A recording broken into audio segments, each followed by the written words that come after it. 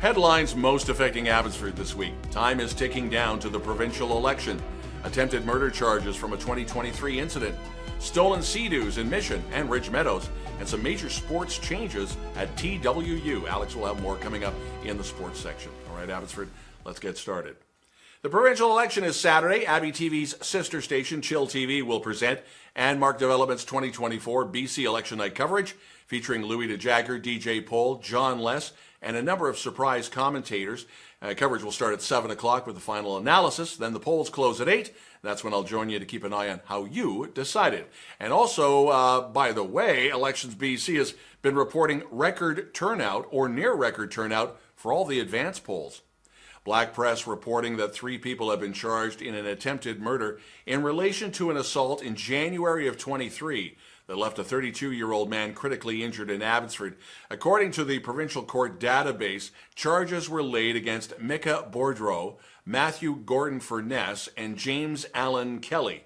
Police previously reported that patrol officers responded in January of 23 to the 32900 block of South Fraser Way near the Phoenix Society Community Hub and found a man who was seriously injured. The victim taken by ground ambulance to a Vancouver hospital where he remained in critical condition. Police did not release any other information, including how the man was injured and the circumstances surrounding this incident. Mission RCMP recently seized a number of stolen sea-doos from a property in Pitt Meadows, helping to disrupt efforts of a crime group that's been actually, and yes, targeting sea-doos in the Lower Mainland. Now, the other doos and trailers located from properties were also from Maple Ridge, Pitt Meadows, Richmond, and Langley. Now, nobody was at this particular property when police arrived. No arrests have been made at the time, although this investigation is ongoing. So if you own a Sea-Doo or another small recreational vehicle, like a dirt bike and ATV side-by-side, verify the security of the items. They can be rather appealing to thieves with the relative ease of transporting these types of items. So anyone with more information, you are asked to contact Mission RCMP.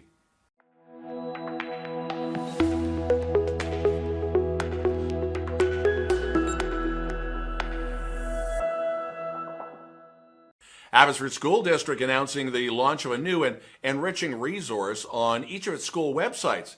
Dedicated school history pages that delve into the origins of the school's names. To explore the new school history pages, first off, go to Abbotsford School District website. There's a listing of the individual school websites. Select the school name and just look at the About tab on the menu for each of the schools. It's very, very cool. Canadian Pacific Kansas City announcing the schedule and the artist lineup for the 2024 holiday trains. They'll begin rolling across both Canada and the States on November the 21st. Every year, these beautifully illuminated trains travel across the CPKC network, spreading holiday cheer and, of course, raising donations to help with those dealing with food insecurity. The train will make its annual stop in Agassiz, December the 19th. Operation Red Nose Abbotsford Mission is a by-donation ride service that operates during the holidays to make sure you get home from your office or home party.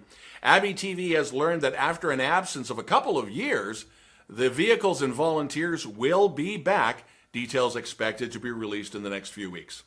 Coming up, Trinity Western goes American. Sports with Alex coming up.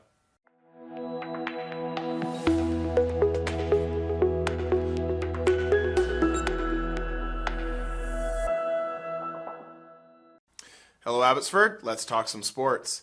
Starting with the American National Association of Intercollegiate Athletics announced the addition of 2 new members, Trinity Western University and Mount Mary University of Wisconsin. 6 of the Trinity Western Spartans teams will join the NAIA, including men's and women's cross country, indoor track and field, and outdoor track and field. Trinity Western will become an active NAIA member in the fall of 2025, and it's planning to join the Cascade Collegiate Conference.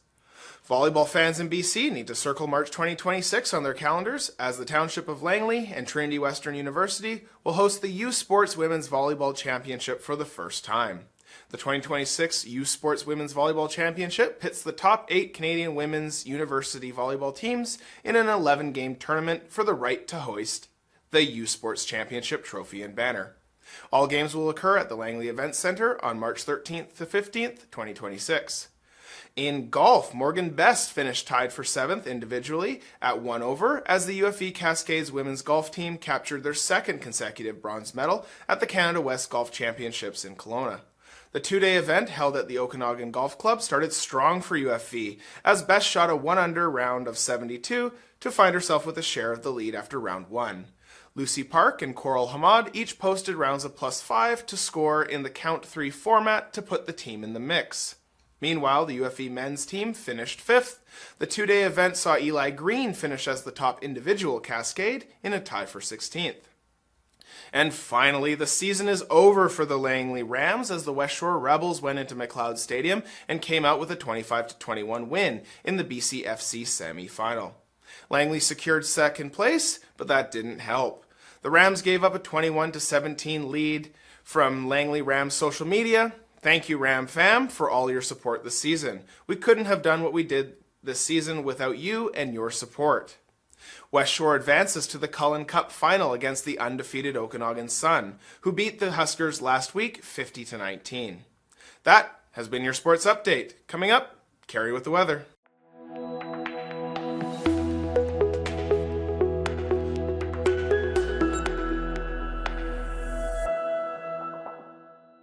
Your weather this weekend is going to be mainly rainy, with temperatures not getting much higher than 13 degrees. Next week, a lot of sun and cloud and some rainy periods. Your best day for a nice walk out in the sunshine is probably going to be Tuesday, but don't quote me on that. Fun fact, voting is this weekend and you actually do not need photo ID to vote. You just need 2 pieces of ID, one with your actual address on it, and you're good to go. So make sure you get out there and vote, everyone, and have a great weekend. Thanks, Cari, and thank you for watching. If you have a local news story you'd like us to report on, you can always send us a note to news@chilltv.ca. Thanks for watching. Have yourself a great weekend. For full election coverage on Saturday night starting at 7, just head over to our sister station, Chill TV. I'm Don Lehn.